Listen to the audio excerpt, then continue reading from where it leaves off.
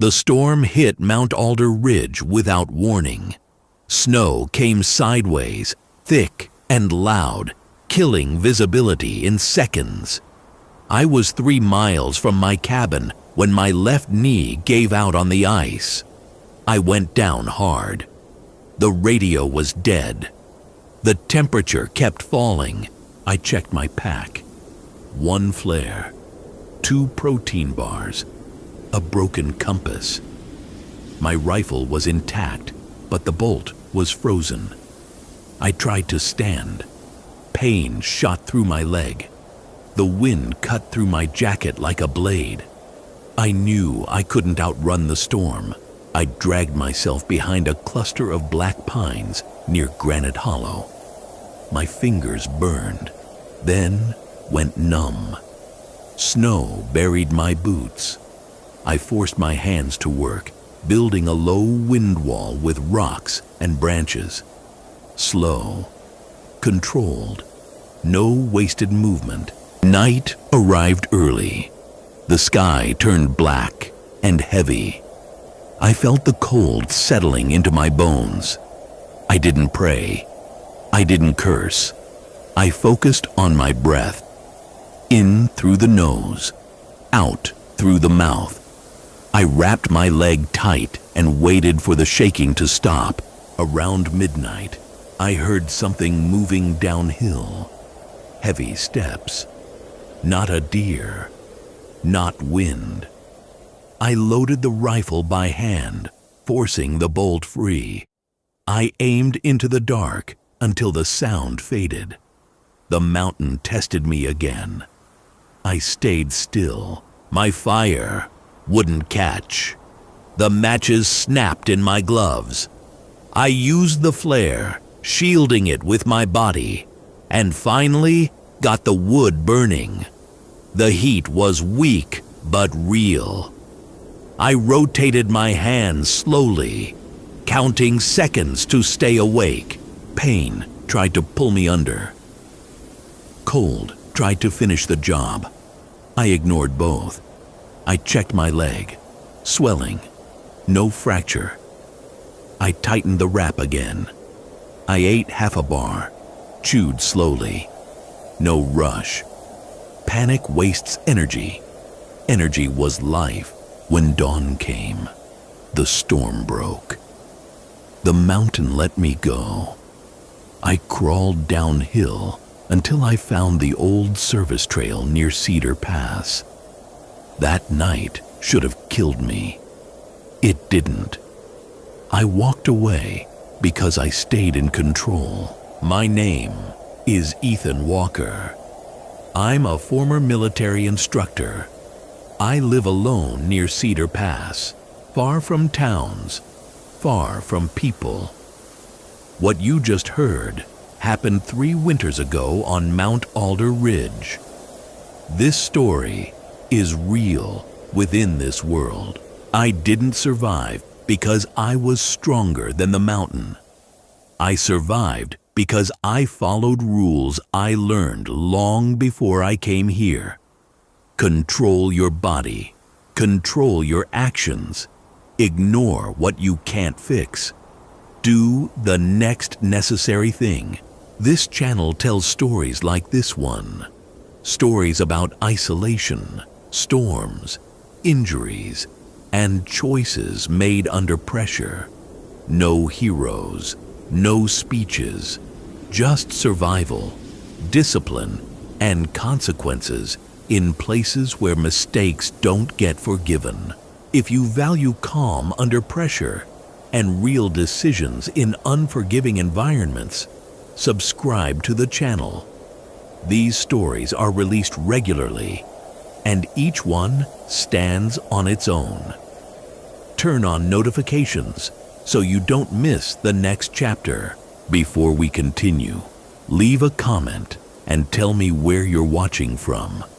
City, country, mountains, or coast. Now that you know how this night began, let me tell you what led me to the mountain. I didn't come to Mount Alder Ridge to heal. I came to disappear. 3 years earlier, my wife Claire and my son Noah were murdered in a grocery store parking lot in Spokane. Wrong place, wrong time. The man who did it vanished. I didn't chase him. I packed my gear, left my name behind, and drove north until the roads ended. The cabin near Cedar Pass wasn't mine when I found it. A collapsed porch, a rusted stove, no power, no water, no neighbors. I fixed what mattered: roof, door, fireplace. Everything else was noise. I cut trees during the day, hauled water from Elk Creek, and slept when the light was gone. Routine replaced memory. Winter was honest. It didn't care who I used to be. Snow measured mistakes. Cold punished hesitation. Every morning, I checked the traps, split wood, and counted calories. I kept my rifle clean and my movements slow. I didn't rush. Rushing leads to injury. Injury leads to death out here. The mountain tested me early. A fallen pine crushed my left shoulder during the first season. I reset it alone, bit down on leather, and waited for the shaking to stop. Pain was information, nothing more. I adjusted how I carried weight after that. The mountain teaches if you're willing to listen. I stayed away from people, but people don't always stay away from you. Once, 2 men from a logging crew wandered near the cabin. They asked questions. I answered only what was necessary. They left before dark. I watched them until they disappeared into the trees. Trust is heavy. I don't carry it anymore. At night, the silence pressed in. That's when memory tried to return. I didn't fight it. I acknowledged it, then shifted focus. Fire, water, shelter, breath, one task at a time. The mind follows the hands if you keep them busy long enough. The storm that nearly killed me started as a routine supply run. I needed salt and ammunition stored near Granite Hollow from the previous fall. The sky was clear when I left. By the time I reached the ridge, the wind had changed direction. Snow rolled in fast and low. Turning back wasn't an option. That night on the mountain didn't begin with fear. It began with a decision. I accepted where I was and what I had. No rescue, no shortcuts, only the next action. That mindset didn't come from the mountain. It came from years of training, loss, and discipline. And it was the only reason I survived what came next. The wind erased the trail within minutes. My tracks vanished behind me as if I'd never been there. Visibility dropped to arm's length. I stopped moving, not because I was scared, but because movement without direction wastes strength. I checked my watch. Late afternoon. Temperature falling fast. I marked my position using a rock outcrop shaped like a split tooth. Landmarks matter when everything else disappears. I wrapped my knee tighter and shifted weight to my right leg. Pain stayed sharp, but stable. That meant I could still work. I scanned the slope for cover and spotted a shallow cut in the terrain near Granite Hollow. It wasn't shelter, but it broke the wind. Good enough. I moved slowly, counting steps, keeping my breathing steady to avoid sweat. By the time I reached the hollow, snow was knee-deep. My gloves were stiff, fingers clumsy. I forced myself to slow down even more. Fast hands make mistakes. I cleared snow with the axe, stacking it downwind to form a wall. Every motion had a purpose. Nothing extra. Nothing wasted. Darkness settled early. The temperature dropped hard. I checked supplies again. 1 flare, matches, limited food, no signal.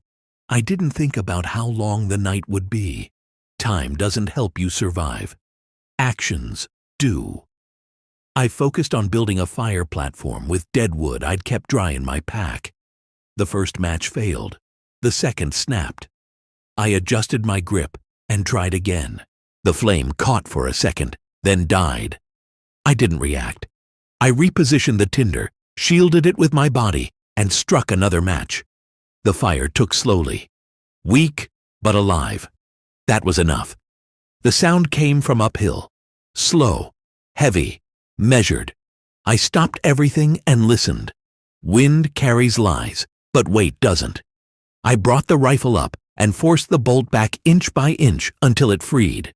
The shape never came into view. After several minutes, the sound faded. I stayed still longer than necessary. Cold pressed in through the ground. I rotated my boots closer to the fire, then my hands, then my back. 10 seconds each. Repetition keeps you awake. I checked my knee again. Swelling had increased. I loosened the wrap, then tightened it higher. Circulation matters. Numbness kills quietly. Sometime before dawn, exhaustion tried to pull me under. I felt it coming and fought it with routine. Eat, drink, adjust gear, breathe. When the sky finally lightened, the storm eased its grip. The mountain didn't reward me. It simply allowed me to continue. And that was enough. Morning didn't bring relief. It brought silence, the kind that follows violence. The wind died without warning, and the forest stood frozen, every branch locked in ice. I tested my leg and felt the joint shift slightly. Still usable. I packed fast, smothered the fire, and moved downslope toward Cedar Pass, keeping the trees between me and open ground. Half an hour in, I found tracks cutting across the service trail. Fresh. Boot prints, not animal. Deep heels, heavy load. 2 men, maybe 3. They weren't moving fast. That told me they were confident or careless. Both get people killed in these mountains. I stepped off the trail and followed from higher ground. The smell reached me before I saw them. Cigarette smoke, fuel, human noise. They had a temporary camp near Broken Elk Ravine, a place no hiker should have been that late in the season. One man wore a red parka, another carried a short-barreled rifle. The third stayed near the packs. I counted movements, not faces. I didn't think about confronting them. Thinking wastes time. I observed. They weren't lost. They were looking for something. One of them studied the slope leading toward my cabin. That tightened my focus. Outsiders don't wander here by accident. I adjusted my position, keeping elevation and distance. A branch snapped under my boot. Small sound. Big mistake. All 3 froze. The man with the rifle turned uphill. His eyes swept the tree line. I lowered my center of gravity and stayed still. Cold, hid my breath. Seconds stretched. Finally, they relaxed, but they didn't go back to talking. I changed plans. I wasn't going home with them between me and Cedar Pass. I circled wide, using rock shelves and dead ground to stay hidden. My legs screamed with every step. I ignored it. Pain doesn't give orders. It reports status. Status was acceptable. Near the ridge, I found evidence of why they were here. A shallow dig, empty ammo boxes, tire tracks half buried by snow. This wasn't hunting. This was preparation. I marked the spot mentally and moved on. Getting away mattered more than understanding everything. As dusk approached, the forest closed in again. I felt watched, not by instinct, but by pattern. Sounds repeated. Branches moved when they shouldn't. I slowed further, weapon ready, eyes scanning. The mountain wasn't the only threat anymore, and unlike the cold, men choose to do harm. Night closed fast. I reached a narrow saddle above Cedar Pass where the trees thinned and sound carried too well. Stopping there would be a mistake. I pushed past it and dropped into a lower ravine I knew as cold water cut. Steep walls, limited entry points. If they followed, I'd hear them. If they didn't, I could move unseen. I wasn't wrong. Footsteps echoed above me less than 20 minutes later. Careful this time. No talking, no smoke. They had spread out. That told me enough. They weren't lost anymore. They were hunting. I slowed my breathing and pressed into the shadow of a rock face, slick with ice. A beam of light cut through the trees. Then another. White, controlled arcs. Not panic. Search patterns. I counted 3 again. One moved wide left. One stayed high. The third came straight down the ravine. The one coming toward me was the problem. I checked distance, 20 yards, wind steady at my back. My rifle was cold but ready. I didn't raise it, not yet. I waited until he stepped into the open, boots crunching on frozen gravel. He slipped slightly, cursed under his breath, and adjusted his grip. That moment told me everything about his experience level. He stopped 10 yards out. Light swept past me twice and missed. I stayed still. Muscles burned. My knee throbbed.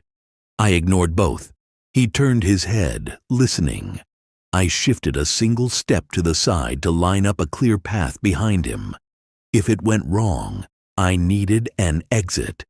The crack came from uphill. A warning shot. Poor choice. Sound bounced hard off the ravine walls. Confusion followed. The man in front of me turned toward the noise. That was the opening. I moved fast and silent, closed the distance, and struck his wrist before he could react. The rifle hit the ground. He went down hard.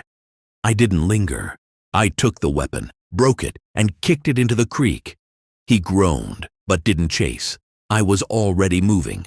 The other 2 shouted. One fired blindly into the trees. Another slipped on ice and fell. Discipline was gone. That ends fights quickly. I climbed out of cold water cut and disappeared into timber I'd cleared years earlier.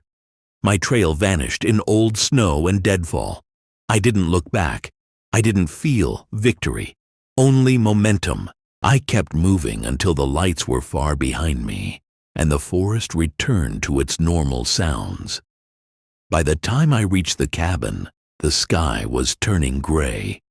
Smoke from my chimney rose straight up, thin and quiet. Whatever those men wanted, they didn't get it. And they learned something. The mountain teaches fast. Some places push back. I secured the cabin before I rested. Door barred. Windows checked. Fire rebuilt. Only after everything was in place did I sit down and remove my boot. My knee was swollen and darkening fast. I cut the fabric away, cleaned the skin, and wrapped it tight. No hesitation. Injury ignored becomes injury that ends you. Daylight exposed what the night had hidden. From the ridge above the cabin, I saw fresh tracks circling the area but not approaching. They had tested the ground and pulled back. Smart enough to retreat. Not smart enough to disappear. I memorized the pattern, the spacing, the weight. Men carry habits with them. I spent the morning erasing signs of my presence. Snow swept smooth. Ash scattered. Gear moved inside. The cabin returned to looking abandoned. By noon, the forest looked untouched again. That matters. Curiosity brings people back. Uncertainty keeps them away. Midday brought sound. An engine. Distant. Then closer. A truck stopped somewhere near Broken Elk Ravine. I stayed still and watched through the trees. One man stepped out, then another. Only 2 this time. They searched briefly, argued, then left. The engine faded. I didn't follow. The message had already been delivered. The mountain calmed after that. Wind softened. Snow fell slow and light. I split wood, repaired a loose hinge, and melted water. Normal tasks. Routine steadies the mind better than reflection ever could. By evening, my breathing was even again. The pain settled into a dull ache, manageable. That night, I sat by the fire and cleaned the rifle. Metal warmed, mechanism smooth. Tools don't judge. They work if you maintain them. I thought briefly of Claire and Noah, not their faces, their names. I acknowledged the weight, then set it aside. Some thoughts served no purpose in the moment. The storm, the men, the injury, none of it felt personal. That's the mistake people make. The mountain isn't cruel. Men aren't fate. They are conditions. Conditions demand response, not emotion. I responded. That was enough. When sleep came, it was light, but steady. Morning would bring work. It always does. I didn't survive that mountain night to tell a story or prove a point. I survived because I stayed calm, acted with discipline, and never gave control to fear. Out here, that's the difference between being found and being buried. The mountain didn't spare me out of mercy. It didn't care who I was or what I had lost. Storms came. Men followed. Injuries slowed me down. None of it mattered beyond the moment it demanded action. I accepted each condition as it arrived and dealt with it without hesitation. Control kept me alive. Not strength, not anger, not hope. Just control. If this story meant something to you, stay with the channel. These woods hold more nights like this, more decisions that don't allow mistakes. Subscribe and leave a comment telling me where you're watching from. Out here, distance matters, and silence does too.